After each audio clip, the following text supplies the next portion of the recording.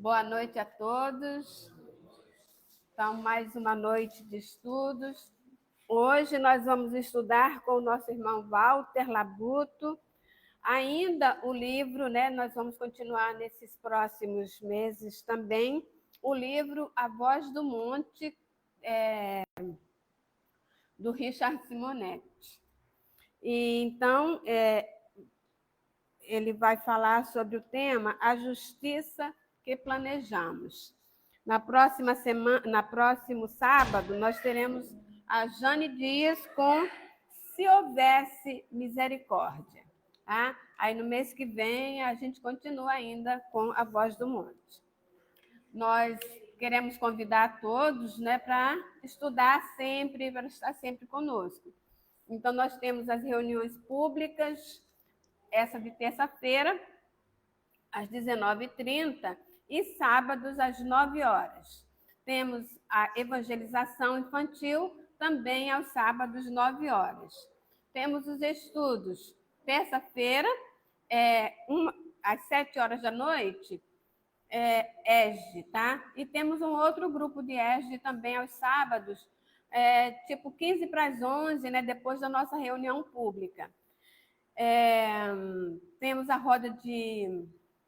e quinta-feira também nós temos 7 horas da noite, o Livro dos Espíritos, e 8 horas da noite até 9 horas nós temos o estudo da mediunidade. Olha quanta coisa boa, né? Temos muito para estudar. Mas quem não pode vir aqui, nós temos uma roda de leitura online sobre as obras de Joana de Ângeles. Agora nós estamos estudando Jesus e Atualidade, nas segundas e quartas, sextas-feiras do mês, tá? Às 19h30. Mas aí, quem quiser, vai ter que entrar em contato com a gente para ser incluído no grupo, né? Porque aí a gente publica o link ali nesse grupo. Nós queremos falar para vocês também que nós temos um grupo que faz irradiação para os enfermos online. Isso é às quartas-feiras, às 14 horas, tá? Então, quem desejar, né, colocar o nome de alguém para prece, né, a pessoa que está adoentada, é só entrar em contato com a gente, dar o nomezinho da pessoa. Todas as quartas-feiras, às 14 horas, nós nos reunimos de forma online. No grupo da Humildade é publicado esse estudo, não é? Sem os nomes das pessoas, logicamente, né? Mas aí no grupo da Humildade vai o estudo. Nós queremos lembrar que nós estamos aceitando doações de cascas de frutas e legumes crus, cascas de ovos, o pó de café, né, que a gente utiliza para a manutenção de nossos jardins.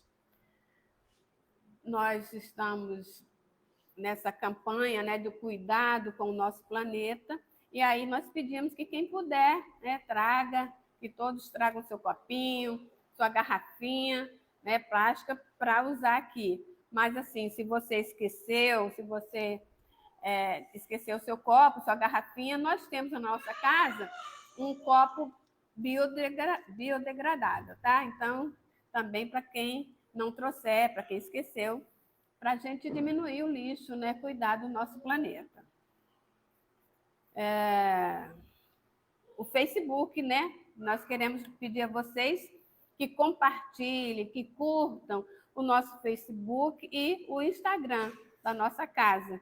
Então, lá, o Instagram é @humildade-e-caridade, tudo junto. Nós, como a FEB, né, sempre nos convida a fazermos campanha do Evangelho no Lar. É tão importante esse momento em que a família se reúne, que faz uma prece, Depois, leia uma página, leia um evangelho segundo o Espiritismo. Tanta coisa boa, né, ali para a gente refletir, para a gente lembrar dos ensinamentos de Jesus, né, e atrair, né, muito boas vibrações para os nossos lares. Agora vamos convidar para festas. Nós temos 2 festas para convidá-los. No próximo dia 13 de abril. 13 de abril, às 9 horas da manhã, nós estamos todos convidados para o aniversário do Centro Espírita Trabalhadores de Ismael. É aqui, logo ali depois da linha, naquela rua do Grêmio. Então, vai ser no dia 13, às 9 horas. Vai ter a palestra com César Said. Não me lembro agora o título. Tem no mural ali, tá? Então, às 9 horas da manhã, dia 13 de abril. E aí, depois, nós vamos ter o da nossa casa, tá? Então, nós fazemos aniversário no dia 13 e aí nós vamos comemorar no dia 13 mesmo. É um domingo, mas vai ser muito bom. Vai ser a palestra com Júlio Furtado. Então, venham todos para comemorar conosco 112 anos da nossa casa. E, para finalizar, vamos curtir, vamos ouvir, vamos acompanhar a programação da Rádio Rio de Janeiro, né? Uma programação muito saudável, muita coisa boa, né? Muita instrução, palestras, discussões sobre a nossa doutrina espírita. Então, é www.radioriodejaneiro.digital.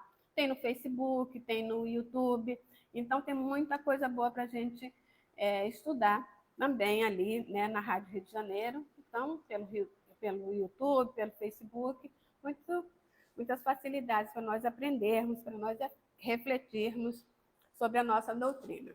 Então, vamos começar com a leitura da página do livro Palavras de Vida Eterna. A lição é ditada por Emmanuel Francisco Cândido Xavier, lição 23, Adoração e Fraternidade. Ora, temos da parte dele este mandamento, que aquele que ama a Deus, ame também a seu irmão. João, primeira carta de João, capítulo 4, versículo 21. Construirás santuários primorosos no culto ao Senhor da vida. Pronunciarás orações sublimes, exaltando-lhe a glória excelsa.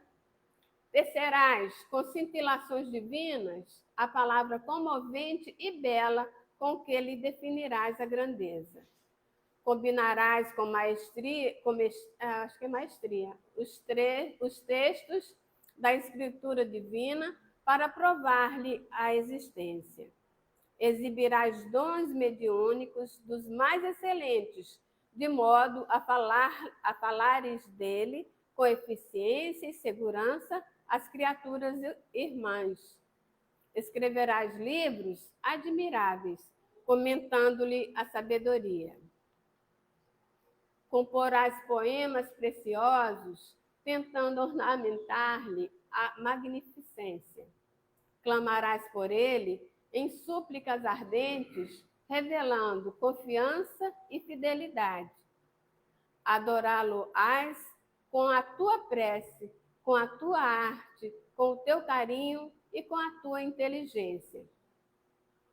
Contudo, se não amas a teu irmão por amor a ele, Pai amoroso e justo, de que te vale o culto filial, estéril e egoísta?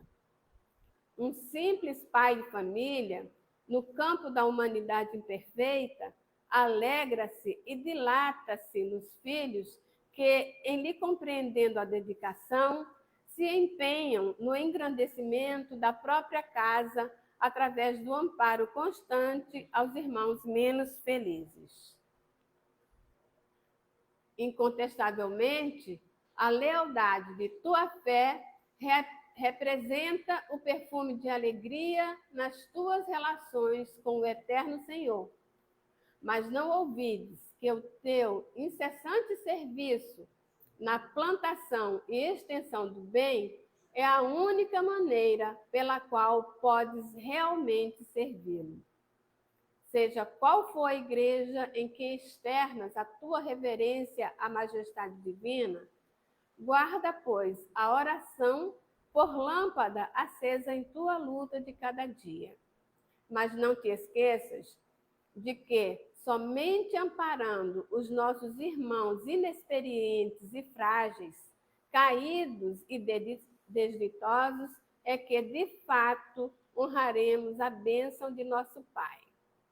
Graças a Deus.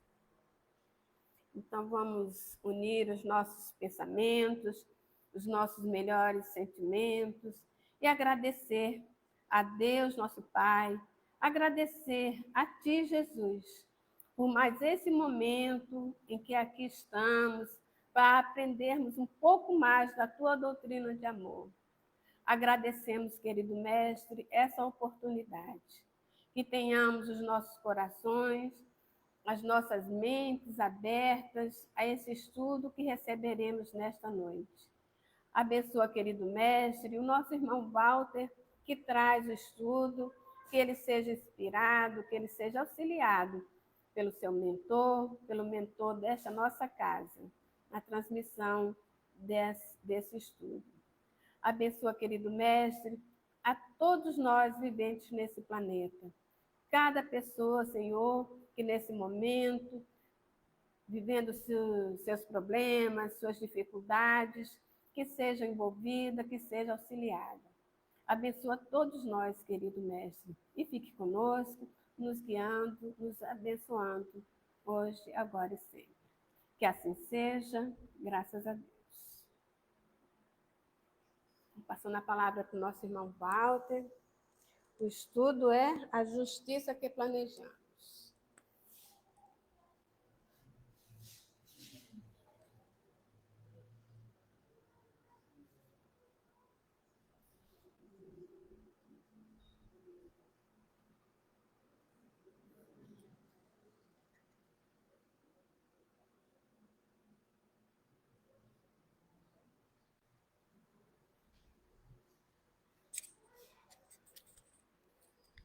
Boa noite a todos.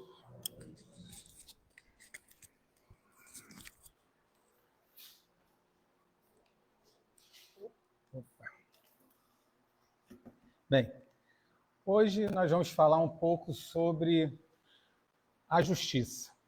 Tá? Vamos conversar sobre isso, sobre o que vem a ser o sentido de justiça, que Richard Simonetti nos fala, mas que nós também precisamos pensar e refletir o que é justiça para cada um de nós.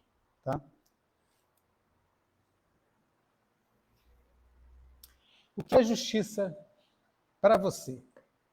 O que vocês acham? Podem falar. Hoje não precisa ser só uma coisa de ouvinte, é uma coisa também que a gente possa participar. O que você considera como justiça? Podem falar. O que é justiça? Ninguém sabe? Ninguém nunca pensou? Não? É uma proposta diferente da gente conversar sobre alguma coisa também. Não só ser uma coisa que só ouça, mas que a gente também possa interagir e também possa falar e pensar sobre o tema. O que é justiça para a gente? Ninguém sabe o que é justiça? Ninguém nunca pensou sobre o que é justiça? O que é justo? Nada. O que a gente acha certo. O que mais? O que é justo? O que é certo? Não tem mais nenhuma ideia do que vem a ser justiça? Não temos nada na nossa mente? Ou não queremos falar, nunca pensamos, nos sentimos inibidos de falar, porque aqui sempre foi um movimento diferente, né? É um movimento de só ouvir. Mas aqui eu estou convidando vocês a fazerem uma coisa diferente, a refletir. Não ficar só ouvindo aqui o que o outro vem aqui dizer. Porque o outro pode dizer uma coisa que não seja o que eu esteja pensando. É o que eu penso que é justiça. Não existe nada que seja certo ou totalmente errado. O que importa é que a gente tenha um conceito, e a gente tem um conceito do que é justo. do que é certo, né? Então, vamos considerar que a gente só tenha essa definição. É o que é certo, né? Já que ninguém quis. A gente tem que mudar esse costume, de vez em quando, a gente poder falar também nas palestras. Que a gente possa participar, como se fosse um estudo mesmo, que é um estudo. E é uma coisa participativa. E é esse convite que eu estou fazendo a todos nós. Mas vamos lá. Não conseguimos hoje, conseguiremos amanhã. Um dia, né? Vamos com fé e esperança que as coisas mudem. Então, vamos lá. Já que ninguém pensou em nada, eu trouxe, então, as definições de direito, né? Que, afinal de contas, é o que tem, o que mais estuda sobre justiça seria o direito humano, né? Vamos dizer assim, primeiro, né? Depois a questão divina. Mas vamos lá. É o que está estabelecido nas leis, é justiça para alguns. Outros, que ela é das pessoas que estão no poder, isso é justiça. Quem manda, manda quem pode, obedece quem tem juízo. Isso também é justiça para alguns. É justiça. E os pré-socráticos pensavam bem isso. Achavam que era assim. Isso lá antes de Cristo. Somos muito distantes, né? Estamos bem próximos disso. E a aplicação da excelência do caráter, quer dizer, aquela ideia, coisa ideal de justiça. Justiça quase como uma ideia distante, né? Uma justiça plena, uma coisa no mundo das ideias, como Sócrates pensava. Uma justiça ideal, onde tudo está equilibrado, todo mundo é equânime, todo mundo está em pé de igualdade. Como dizia Aristóteles depois, né, que é apenas igualdade. Estarmos iguais uns aos outros é justiça. É justo aquilo que põe eu e o outro em pé de igualdade. Isso é justo. Se nós dois vamos estar fervendo no fogo, não importa, mas é justo. É justo. Estamos iguais? Estamos recebendo o mesmo castigo? É justo. É liberdade, é autodeterminação, quer dizer, é uma maneira de ser. Dar liberdade é ser justo. A pessoa que é livre, dando liberdade, eu tenho justiça. Não tem impor nada a ninguém. É equidade, que a gente já falou, né? Que é duas pessoas terem tratamento iguais, ter direitos iguais, como House pensava. É justiça humana, com a sua visão parcial, que é o que a gente está mostrando aqui, ou é a visão do todo, que é a visão da justiça divina? O que a gente considera como justiça? Né? E aí a gente vem com a visão de Kardec sobre justiça. Né? É o ato de dar a cada um o que merece. E não sei o que eu vou receber. E está baseada na lei do mérito, ou seja, daquilo que eu fiz de esforço para merecer. E essa é a justiça que Kardec se refere. Né? Cada um recebe de acordo com seus atos e com seu merecimento. Não dá para receber mais do que fez. A justiça é uma virtude. Tem uma visão até bem próxima de Sócrates, né? Bem platônica até, que repercute em bem, e deseja o bem é desejar a justiça para o outro. Ou seja, ser justo é desejar o bem e desejar isso também para o outro. Isso é ser justo. E aí, Kardec trouxe para a gente que o mais justo de todos, quem é? Pelo menos isso a gente sabe, né? Está até escrito ali, né? Ah, bem, Deus, graças a Deus. Alguém soube responder. Deus é o mais justo de todos. Isso é bom. Ele é soberanamente bom e justo. Essa foi a definição que Kardec trouxe para Deus. Uma das, né? Um dos atributos de Deus, não é o único. Porque Deus não podia ter só dois atributos, né? Se a gente tem uma opção de atributos, que fará Deus? Deve ter vários. Esses são os dois atributos que a gente está se concentrando hoje. Deus não pune, Deus não castiga ninguém. Criou o livre-arbítrio como forma também de justiça, não de pôr, né? E cumpre a lei de causa e efeito. Então, Deus criou lá a lei de causa e efeito, não faz punição e deixa o ser humano com seu livre-arbítrio, né? Então, podemos tudo, concorda? Não? Podemos tudo? Podemos fazer tudo? Se estamos calados? Então, aquilo que já dizia, né? Podemos tudo, mas nem tudo nos convém. Então, esse é o ponto. A gente pode tudo, tem o livre-arbítrio, mas nem tudo convém a gente a fazer, né? Depois não adianta reclamar. E aí, Emmanuel vem com uma outra definição também de justiça, para a gente refletir. Justiça que atribui a cada espírito segundo a própria escolha. Então, já tem aí um elemento diferente na justiça. Escolha. Não é só o fato de ser bom, de fazer bem, né? Tem uma escolha. Sendo amor, concede à consciência transviada tantas experiências quando deseja a fim de se retificar. Então é justo a retificação dos erros. Isso está dentro da lei da justiça, você retificar os erros. Sendo justiça, ignora qualquer privilégio que queiram impor. Então não tem privilegiado, segundo Emmanuel. Não há privilegiado. É uma oportunidade sem privilégios. Todo mundo tem o mesmo direito de se melhorar, fazer as suas escolhas, né? Ter consciência das experiências que teve e não tem privilégio, é todo mundo em pé de igualdade. Então tem um pouco de cada daquelas outras filosofias, equidade, tem ali a questão de equilíbrio, né? Mas tem essa questão da escolha. Esse ponto aí, então o espírito, de alguma forma, escolhe. E vamos agora à visão do que pensa Simonetti sobre isso, né? Ele vem trazendo a justiça que planejamos. O que você acha que é a justiça que planejamos? Também ninguém vai falar nada, né? Vou ficar aqui assim.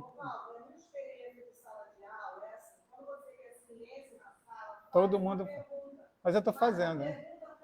Acabou, silêncio total.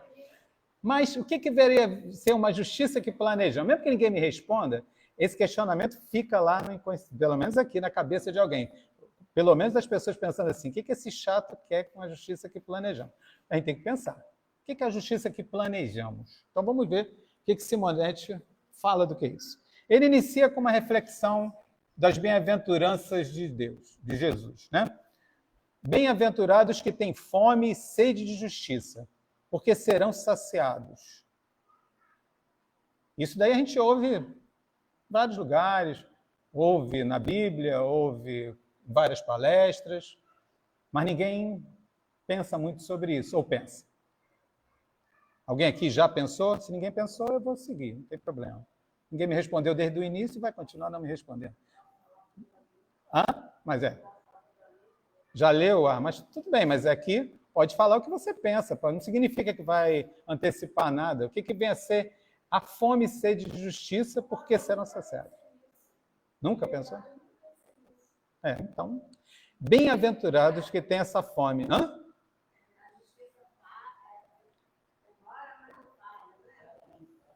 Tarda, mas não falha.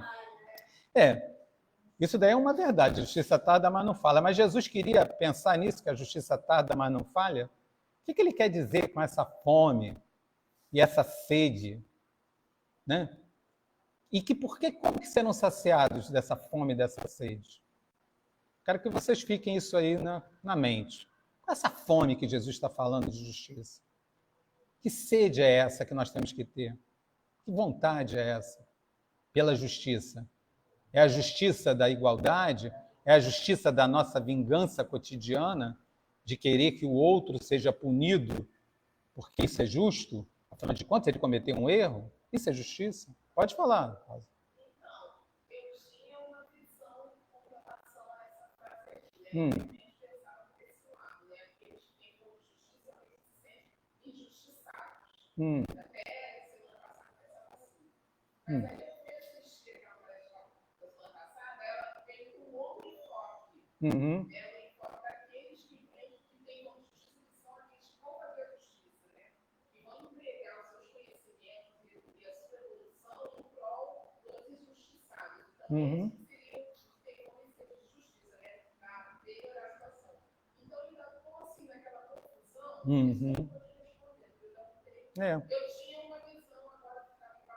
Você vê, né? Numa simples frase que a gente já ouve há tanto tempo das bem-aventuranças, a gente nunca pensa muito sobre ela. Ouve, ela entra aqui, sai a colar, e a gente não raciocina muito sobre ela. E ela tem uma profundidade extrema aqui dentro dela. Nós vamos conversar um pouco sobre ela. Não significa que nós vamos ter uma definição sobre isso, mas vamos pensar. Então, vamos lá. O que significa essa bem-aventurança para você? Eu já perguntei, vamos seguindo. Né? Essa afirmativa que Simonetti vem trazendo para a gente, ela está muito distante da nossa realidade, né? Porque, aparentemente, as injustiças é que reinam na Terra, não é? Só tem mais injustiça do que justiça. Então, tudo isso que Jesus falou é uma coisa assim que está lá longe, uma coisa que eu não consigo nem aplicar, porque não existe. Né? onde há ricos e há pobres, há tudo tanta injustiça aqui, um nasce rico, outro nasce pobre, um é santo, outro é fascínora, um é atleta, outro é paralítico, um é gênio, outro é idiota. E ele vem perguntando isso. Parece que não é justo, né? Acham justo isso? Um nasce assim, outro nasce... Hã? A condição de cada um. Sim, é a condição de cada um. E a gente vai analisar por que aquele ser tem essa condição. Né? Vamos pensar. Por que a gente nasce com essa condição e com essa justiça? Né? Então, será que é a justiça? Os direitos universais não são aplicados realmente nas sociedades humanas. E quando o homem chega ao poder, se torna um opressor, né? Ele vem dizendo, né, que ainda que essa justiça de que o mestre nos fala exprima-se no atendimento aos inalienáveis direitos à liberdade, à propriedade e à vida, não a encontraremos na sociedade humana, onde desde os seus primórdios há os que escravizam e os que são escravizados. Isso é a nossa sociedade. Os que roubam e os que são roubados. Os que assassinam e os que são assassinados. Ela tem sido a bandeira de todos os movimentos revolucionários, né? Toda revolução busca adeptos, tanto de correntes sociais quanto políticas, e, paradoxalmente, essas pessoas que buscam essa justiça, que buscam acabar com isso, né? Que buscam acabar com a escravidão, buscam acabar com os assassinos, buscam esse equilíbrio, acabam se transformando em instrumentos de injustiça, é isso que ele fala. Né? A gente lembra da Revolução Francesa. Como é que a Revolução Francesa foi? A Revolução Francesa tinha 3 lemas: liberdade, igualdade e fraternidade. Foi a base de todo o movimento de libertação das Américas, do mundo, e faz parte de todas as nações a partir dali. Mas o que aconteceu na Revolução Francesa? Logo depois que Robespierre subiu ao poder, ele foi ficando tão alucinado e acabou criando a Noite do Terror. E destruiu pessoas, matou pessoas, e depois acabou guilhotinando tanta gente que acabou sendo guilhotinado. Quando a gente vai a Paris e vê o Museu da Revolução Francesa, é tão chocante ver todo o movimento, todo o ideal de liberdade, liberté, égalité, fraternité, e depois a gente vê como que o final disso tudo, cabeças arrancadas, gente morta, e nós vemos disso, hein? Senão não estávamos aqui. Grande parte dos espíritas vieram, dizem, né, pelo menos, da noite de São Bartolomeu.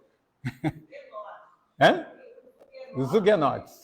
Os huguenotes principalmente, olha só. Esses são mais difíceis. Mas, de qualquer forma, a gente vê que as pessoas, elas defendem ideias, mas elas acabam se tornando tiranas com essas ideias também, quando elas vão aplicar essa justiça, né? E ele vem trazendo isso, né?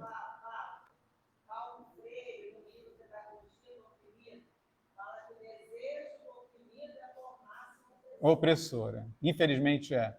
Isso acontece muito com a gente, né? Quando a gente está no poder, a gente quer oprimir o outro. E aí a gente esquece da posição que a gente tem. Então, a gente começa a ter uma concepção de que a justiça real não ocorre nesse mundo. Pronto, acabou. Não é daqui a justiça. A justiça é de um outro lugar, de um outro plano. Aqui no mundo não tem. A gente já falou aqui que teve tudo isso, teve escravidão, a gente não consegue mudar. Então vamos mudar de polo. Vamos acreditar que então a justiça está em outro plano, ele vem falando. Poderia alguém lembrar que a justiça que se refere a Jesus, nesse coisa das bem-aventuranças, não reside na vida material.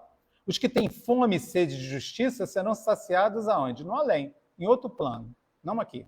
Né? Lá haverá castigo para os maus e recompensa para os bons. Então está tudo resolvido. No além, paga aquele que é mau e se dá bem aquele que é bom. Está feita a justiça. Essa foi a ideia de justiça que veio e vigorou por muitos e muitos séculos. Não é isso? É ou não é? Não foi essa a ideia de que o céu era para os bons e o inferno era para quem eram castigados? Então, essa é a ideia que sempre teve aí. Mas o problema é que, em princípio, ele vem citando para a gente, os privilégios da terra fatalmente repercutem nas experiências dos céus, né? O problema é que, em princípio, os privilégios da terra repercutem no céu. O filho de pais nobres, virtuosos, compreensivos, que ali apoiam e tudo, desde a mais tenra idade, é iniciado nos valores do bem. Ele pode até não ouvir, mas grande parte deles ouve aquilo que está bom e a chance dele ser uma boa pessoa é muito maior, né, do que se ele for filho de um matador profissional, é o que ele cita. Porque o matador profissional vai ensinar ele a profissão de matar, de eliminar, né? Então, esse filho, essa experiência da Terra, acaba afetando muito os seres encarnados. Então, não basta dizer que tudo vai se resolver lá no além. A experiência terrena afeta nossos comportamentos e afeta essa justiça também.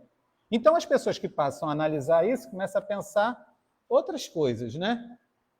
Será que ambos têm o mesmo destino nos céus? Né?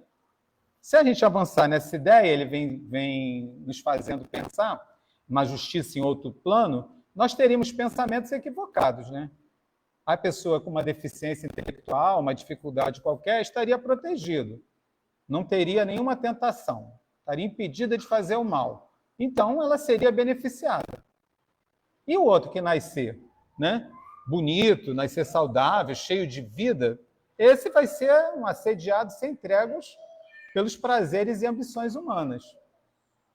Então, nós teremos esse paradoxo aí, né? Quer dizer, aquele que já vem com dificuldade, então ele está melhor, mais agraciado do que aquele outro que tem uma condição melhor de vida. Então, o pensamento evolui das pessoas. E aí, nesses nossos equívocos de pensamento, a gente começa a pensar que, caindo nessa teologia medieval, né, que Deus teria eleitos. Então, Deus tem alguns que ele beneficia e outros não, né? Cumulando-os de recursos em favor de sua salvação, quer dizer, dando até algumas dificuldades, assim, ele pagando, vamos dizer, sofrendo, tendo esse benesse para não ser atingido pelo mal e aí ir direto para o céu, porque ele não vai ter chance de cometer nenhum pecado. Ele não nasceu bonito, ele nasceu cheio de deficiência, cheio de limitações, então ele veio para sofrer, e para sofrer, então, ele vai ser beneficiado com o céu depois, né? Há quem diga que ele faz sofrer aquele quem ama, né? Então, Deus é assim. Algumas correntes dizem isso. Deus faz o outro sofrer. Prepara para a felicidade, preparando-os para a felicidade eterna. Felicidade não é desse mundo, felicidade é do outro. Conclui-se que quanto menor o sofrimento da criatura, menor o amor do Criador por ela. Quer dizer, quanto menos ela sofre, menos Deus o ama. Se a vida da pessoa é boa, então Deus não o ama, né? Porque ele não vai para o céu, porque a vida dele tem que sofrer, que é para ir para o céu. Essa é a ideia também. Absurdos assim, ele vem falando, têm levado muita gente ao materialismo. Se a própria justiça humana, apesar de suas limitações, estabelece que somos todos iguais perante a lei, como pretender que não sejamos iguais perante Deus, que é a justiça perfeita? Então, já não funciona muito bem essa coisa, né? Que um teria graça e o outro teria desgraça. Aí ele vem acrescentando, né, que nós nos enganamos achando que a justiça ocorre quando nossos direitos, muitos de nós acham que a justiça ocorre quando nossos direitos são atendidos. É justo quando eu sou atendido, quando as coisas me satisfazem, me atendem. Então é justo, né? Ou quando os outros cumprem os seus deveres. Eu aponto o dedo do outro. O outro cumpriu o seu dever, então está sendo justo também, né? Para que não incorramos em enganos semelhantes, é preciso que modifiquemos nossas concepções a respeito da justiça. Geralmente a concebemos como atendimento aos nossos direitos e ao cumprimento dos deveres alheios. Pouco pensamos a respeito do que devemos à vida, ao familiar, à sociedade, mas empolga-nos no propósito de definir o que eles nos devem. A gente sempre acha que o outro está nos devendo. A gente cobra dos pais que ele tem que nos servir. A gente cobra que o outro tem que fazer o que é certo. Isso é justo e é correto. A gente nunca pensa o que nós devemos perante as nossas famílias. O que nós temos também que fazer em prol do outro semelhante. O que nós temos que fazer em prol da sociedade?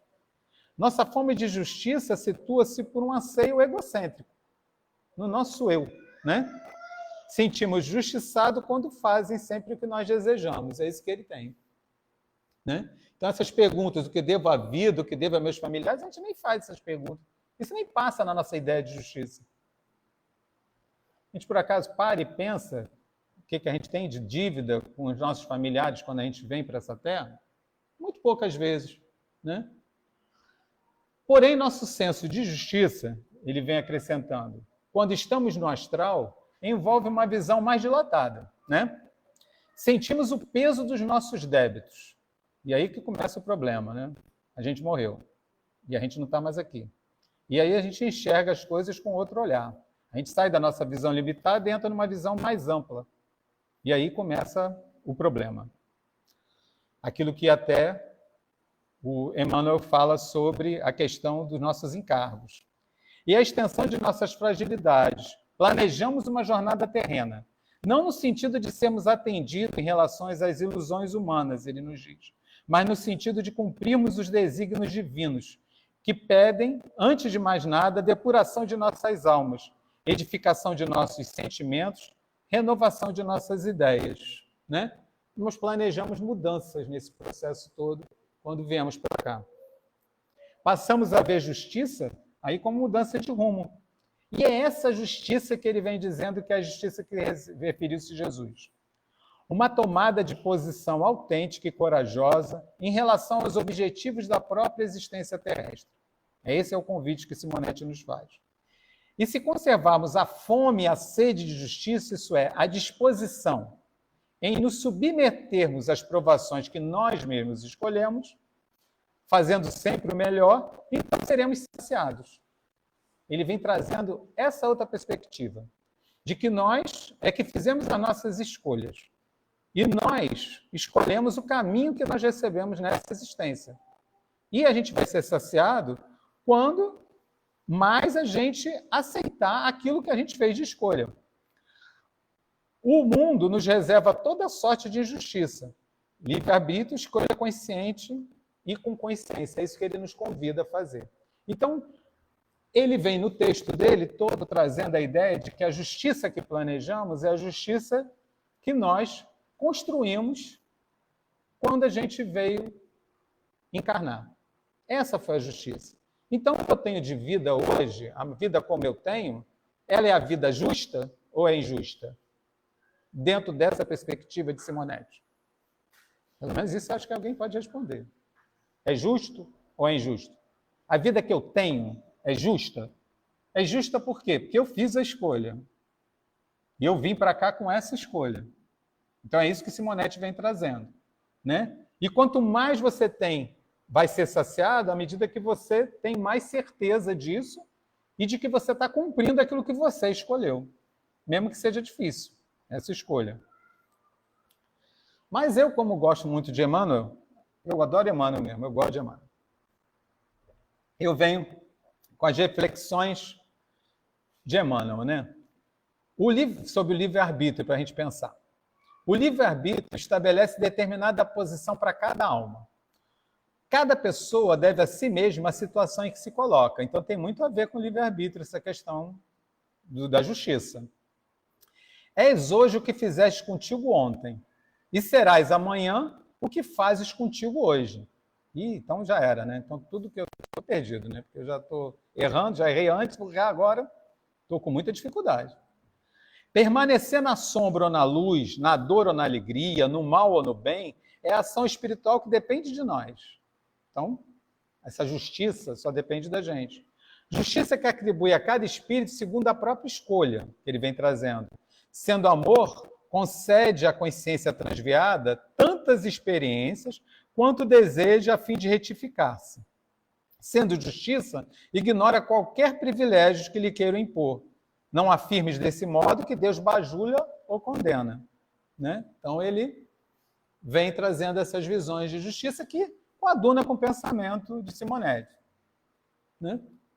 E aí eu venho trazendo um autor que eu gosto muito, Roden. Rodem pega essa bem-aventurança, né? Aventurados que têm fome e sede de justiça, e destrincha com outro olhar, já um pouco mais universal, não só espírita, mas universalista. Olha só. Ele vem dizendo, essa bem-aventurança visa, sobretudo, os insatisfeitos, os descontentes consigo mesmo, Rosa, os que sofrem o tormento do infinito. A estou falando da Rosa porque a Rosa está nessa reflexão, ainda bem. A nostalgia do eterno, os que vivem ou agonizam em uma estranha inquietude metafísica, os que creem mais no muito que ignoram do que no pouco que sabem. Ele busca essa insatisfação, é uma satisfação do que está fora, do que nós não sabemos, do que eu ainda não vi, que eu não sei se existe. Eu posso até crer em termos de fé, mas eu não vi ainda o outro mundo. Não com esse nome, não com a personalidade Walter. Eu posso ter visto com o espírito, intuir isso, mas eu tenho essa sensação dentro de mim, mas eu não vi. Eu, Walter, muitas vezes não vi. Eu posso ter ido em sonho para alguns lugares, eu posso ter o pensamento que for, mas não significa que eu tenha toda essa certeza, muitas vezes. Muitas vezes eu duvido. Muitas vezes eu acho que está errado. Eu acho que eu estou errado. Justiça significa relação ou atitude justa e reta. Aquilo que a Rose falou de ser certo, fazer o que é certo. Que o homem assume em face de Deus. Não se refere à justiça no sentido jurídico que nós vimos anteriormente, do plano horizontal dos homens, mas sim do plano vertical, da ligação do religare do homem com Deus. Ele fala de uma ideia vertical, não horizontal das leis, né? Como é usada na vida social de cada dia. Justiça é, pois, a compreensão intuitiva de Deus, a mística, e o seu natural transbordamento na vida cotidiana, a ética. Então ele está falando que justiça não é só uma questão de crença ou de fé, é uma questão de prática, de vivência ética, de vivência no cotidiano. E é isso que Roden fala para a gente. Jesus proclama felizes os que têm fome e sede dessa experiência íntima, não de uma justiça só idealizada, mas uma justiça prática, uma justiça em que eu pratico todos os dias, no meu cotidiano, que estão insatisfeitos com o pouco ou muito que alcançaram no caminho árduo de sua cristificação pessoal, né? Então, eu não estou satisfeito com o que eu sou hoje, eu quero ser melhor. Eu me sinto insatisfeito comigo por ser o que eu sou, por estar como eu estou, com a possibilidade que eu poderia estar muito melhor. Afinal de contas, quantas escolas eu já estudei ao longo das minhas encarnações? Quantas coisas eu já vivenciei? E ainda continuo aqui, né? Continuo aqui. Para que o homem sinta em si essa espécie de nostalgia metafísica, deve ele ter ultrapassado certas fronteiras da vivência comum. Deve sentir um certo cansaço. Eu ia dizer até um pessimismo, ele fala, da vida terrestre. Deve sentir com maior ou menor intensidade e nitidez o anseio de algo que nunca viu, mas de cuja existência tem intuitiva certeza.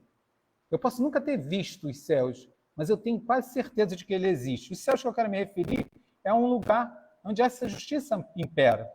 O homem que ainda vive totalmente engolfado nos afazeres da lufa-lufa, quer dizer, no dia a dia, do corre-corre de lá para cá, de cá para lá, comum dos profanos, caçadores de matéria morta e carne viva, ele diz, de coisas que não existem, que já estão mortas, esse não está maduro para ter a fome e sede de um mundo invisível. Ele só está preocupado em conseguir cada vez mais coisas e não está preocupado em adquirir outros bens além da matéria. Isso porque as coisas materiais não apagam o desejo. Pelo contrário, em vez de ultrapassar a barreira das quantidades e entrarem na zona das qualidades, tentam aumentar as quantidades. Cada vez eu quero mais. Assim como quem bebe água salgada para apagar a sede. Cada vez eu quero mais e não consigo me sentir saciado. E essa é a sede que Jesus está falando nessa bem-aventurança que o Roden traz. Ou seja, apenas aqueles que experimentam o tédio do material poderiam sentir a fome do imaterial, o desejo do imaterial. o desejo que não está na matéria. E essa é a fome e sede de justiça que Roden vem trazendo, né? Então, justiça é seguir o caminho reto, né? E o que é seguir o caminho reto, né? É um entendimento, ao meu ver, que a Rosa falou ali do que é ser reto, né? O que é ser certo, né? Para mim, é um entendimento pleno dos desígnios do Pai, trabalhando e aprendendo sempre com todos os ensinamentos que o mundo proporciona. É estar dentro do mundo, é estar convivendo com o mundo, né? Aplicando todos os exemplos do Mestre em sua conduta e em suas ações na vida real. Isso é ser justo, isso é fazer o que é certo. É aplicar a chave de Jesus no nosso cotidiano, a chave hermenêutica de Jesus. Não é só simplesmente ficar recitando os bem-aventuranças, mas é pensar como Jesus agiria naquela situação, né? E aí, a gente volta para a filosofia, que afinal de contas a doutrina espírita é essa tríplice, né? Filosofia, ciência e religião. Religião não enquanto dogma, religião enquanto aplicação. E Kardec fala isso o tempo todo, ele não fala religião enquanto dogma, fala de aplicação. Então não adianta ficar falando aqui se eu não aplico. Então serve para mim, primeiro para quem fala, depois para quem ouve. E aí vem essas questões filosóficas, que eu tento sempre, quando eu estou em dúvida de alguma coisa, eu uso essas 3 perguntas. Por isso que eu trouxe para vocês que perguntas que eu faço para mim mesmo quando eu estou em dúvida. São perguntas filosóficas. Vou fazer alguma coisa, eu pergunto. Porque eu estou em dúvida. Quando eu não tenho certeza, minha consciência fica para lá e para cá, porque existe um desejo egocêntrico meu e um desejo de fora, e eu fico lutando contra as coisas que eu não quero fazer, porque eu quero, na verdade, fazer o que é errado. Né? Eu estou com vontade, eu gosto. Então eu fico ali. Então eu faço essa pergunta para mim. É bom para mim? No eu. É bom para o outro? Com tu. Traz o bem comum para nós? Se todas as respostas for sim, eu devo fazer. Se tiver um não, eu não devo fazer. Essa é a questão filosófica. É bom para mim? É bom para o outro? É bom? É para o bem comum? Se ter sim nas 3, então foi bom. Então, quando eu quero fazer alguma coisa errada, às vezes é bom para mim, eu gosto, sabe? É legal para mim, eu vou sentir prazer. Mas é bom para o outro? Às vezes pode até ser bom para o outro. Mas é bom para o bem comum? Geralmente não é. Eu estou sempre fazendo alguma coisa que não é bom. Aí a resposta dá errado. Aí eu já não posso fazer. Mas às vezes eu faço, mesmo tendo a resposta não. Eu insisto, eu vou lá e faço. Mas eu sei que está errado em termos de ética. Então, se eu estou fazendo errado, é porque eu sei. Aí fica mais difícil ainda para mim, né? Porque eu fico sabendo que eu fiz errado, tenho consciência de que fiz errado, e depois, quando chegar lá no astral e disser, eu não sabia, vão dizer assim, pô, você não fez lá as 3 perguntas, não falou lá na frente de todo mundo, e no final você ainda continua errando, quer dizer, não dá jeito, já era. O fato de estar aqui me compromete mais ainda do que se eu tivesse sentado aí. Né? Esse é o pior parte, né? Mas vamos lá. E se outros conseguiram trilhar o caminho da justiça, fica sempre isso, né? Nós também vamos conseguir, não é uma coisa tão distante. A gente vai conseguir. Jesus ensinou esse caminho, da gente poder ter essa sede, ter essa fome, buscar. Não é também para desesperar e dizer que ninguém vai conseguir nada e que já era, já deu. Então, basta que a gente tenha essa fome. Vamos lá. Basta que nós tenhamos essa fome, essa coragem. É isso que Simonetti fala para a gente e que Jesus também nos convida. Né? Coragem de mudar o rumo, de enfrentar a própria história. A coragem é necessária para compreender o outro. A coragem é necessária para acolher o outro. A coragem é necessária para me colocar no lugar do outro. A coragem é necessária para aceitar. A coragem é necessária para amar. Né? Sabendo que escolheste seu próprio caminho no seu planejamento reencarnatório, visto que vivenciamos a justiça que planejamos. Então é para isso que a gente tem. Tem que ter essa coragem. E Jesus tinha essa coragem. Jesus tinha todas essas coragens. Coragem para compreender, coragem para acolher, coragem para se colocar no lugar do outro e coragem para aceitar e para amar. Ele ensinou isso na prática. E se ele conseguiu, mesmo que eu, que estou lá bem longe, não sou nem a unha, nem um fio de cabelo terei condições um dia de seguir. Ele é meu mestre, ele é meu guia. Então, de alguma forma, eu vou buscar isso, acolher, pensar sobre todos esses pontos, né? Mas tendo sempre a ideia de que o livre-arbítrio é uma prerrogativa que o homem tem, que tem um círculo no qual pode se envolver livremente. Eu tenho meu livre-arbítrio. E essa liberdade de ação tem por limite a lei da natureza. Eu tenho meu livre-arbítrio, mesmo sabendo disso. Sobre o livre-arbítrio, a gente volta a pensar sobre determinações divinas, da lei de amor sagrada, né, de Emmanuel. Quando alguém age ininterruptamente em contrário à lei divina, causando mal a si mesmo ou a outrem, chega um momento que, pela bondade, o estatuto dessas leis impede de prosseguir nesse procedimento. E aí, nem sempre, eu vim trazer uma coisa que Simonetti não fala, que nem sempre é aquela que nós planejamos. Às vezes acontece de dar um azar, né? Que por nossa ignorância ou por nossa inexperiência a gente tem uma reencarnação compulsória. E não é o que a gente planejou.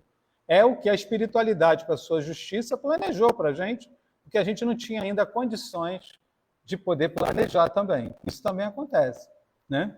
Cumprindo sempre essa lei de causa e efeito, né? Mas... peraí, cadê? Deixa lá. Mas eu queria trazer um ponto que eu acho que eu sempre defendo desse ajuste de contas que a gente tem, desses débitos, né? O ajuste de contas com a consciência é bem difícil, porque dentro dela está instalada a justiça. Ninguém engana ninguém, quanto mais a si mesmo. A mente registra tudo o que faz no ambiente do coração e nos fluidos sensíveis do éter cósmico, que é o hálito de Deus, está registrado, é o que diz Miranês. Mas também podemos ter uma nova proposta, é essa proposta que eu também queria trazer para nós. Não só de pagamentos de débitos, de que a gente faz a escolha, isso está certo, já está lá o que Simonetti falou. Nós fizemos a escolha, mas nós não fizemos uma escolha aqui só para pagar débitos. É isso que eu estou querendo pensar, que nós pensemos juntos.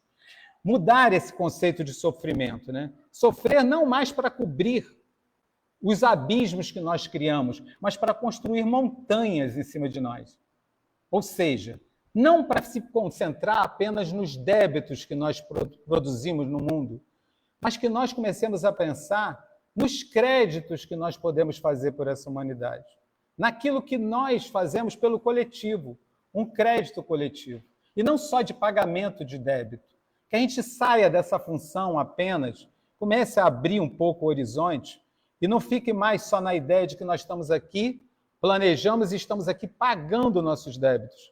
Nós estamos aqui construindo créditos, construindo, não tampando abismos, cobrindo nossos débitos, mas construindo montanhas com os nossos créditos, né? Mudar esse conceito de pagamento e posicionamos no crédito coletivo. Ao pagar despretensiosamente os débitos coletivos, vamos nos percebendo e mesmo sem buscar, obtendo créditos individuais. A gente não está concentrado em pagar os débitos só na vida. A gente está concentrado em mudar esse foco para adquirir créditos. Fazer o bem porque a gente quer fazer o bem. E não fazer o bem porque a gente tem que pagar uma coisa que a gente fez no passado. Eu queria deixar isso, assim, pelo menos trazer esse pensamento, tá? A justiça não mais como quitação, ou mesmo recompensa, mas como equilíbrio de forças, como algo prazeroso e belo que queremos oferecer ao mundo, porque somos parte dele. Então, a gente quer justiça não porque a gente quer pagar algo. Não viemos aqui para fazer a justiça que planejamos apenas para quitar nossos débitos, mas porque eu quero um mundo diferente. Eu quero um mundo melhor. Eu quero participar de uma vida, de uma existência melhor. Porque quando o outro sofre, eu sofro. Quando o outro sente, eu sinto. Não adianta, não tem como. Né? E assim alcançamos a justiça que planejamos e que todos merecem, de alguma forma, compartilhar. É esse o convite que eu queria fazer a todos, dessa justiça, na visão de que nós planejamos tudo que nós temos e que nós vivemos hoje, mas que também mudemos um pouco o foco do débito e pensemos na visão de que estamos também possível de construir créditos, de construir coisas boas, de construir coisas que não tampem nossos buracos de abismos que nós construímos ao longo das existências, mas de construir montanhas para que a gente possa ver o Pai, enxergar o mundo de outro olhar, construir uma vida melhor, sem essa preocupação de que eu estou aqui apenas quitando alguma coisa do passado, mas sim que eu estou aqui construindo um mundo justo e bom. É isso. Obrigado por todos terem aturado aí toda a conversa e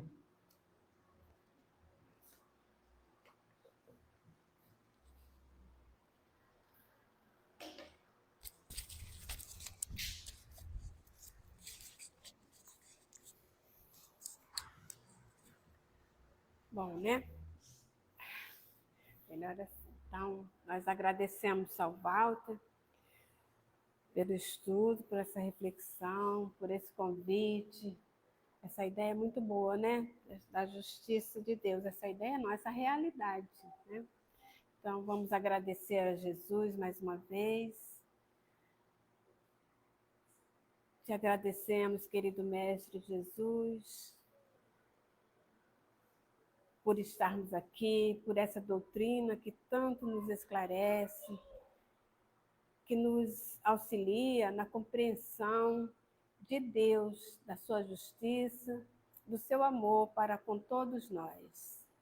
Agradecemos muito e pedimos, querido Mestre, que possamos cada vez mais mirarmos nessas lições e que possamos, assim, fazer a nossa parte, fazendo as nossas vidas melhores, fazendo o nosso mundo muito melhor, mais justo e mais feliz.